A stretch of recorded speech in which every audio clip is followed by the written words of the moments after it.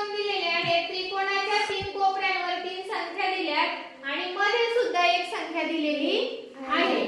तर आता ह्या तीनही त्रिकोणांमध्ये पाहिलं तर मधल्या त्रिकोणाच्या मधल्या भागामध्ये संख्या काही दिलेली नाही. ती संख्या आपल्याला शोधायची आहे. तर आता 3 कोपऱ्यांवर दिलेल्या संख्या तिघांमध्ये जर काहीतरी आपण क्रिया केली तर आपल्याला मधली संख्या भेटेल. कारण इकडे मधली दिलेली नाही, त्यावरून मी अंदाज लावला. पहा, पहिल्या चौकोनामध्ये 20 अधिक 13 अधिक 7 यांची आपण बेरीज केली. 7 आणि 3 10, हाताला 1 1 2 3 आणि 1 4 म्हणजे 40 हे उत्तर आपल्याला मधली संख्या मिळाली.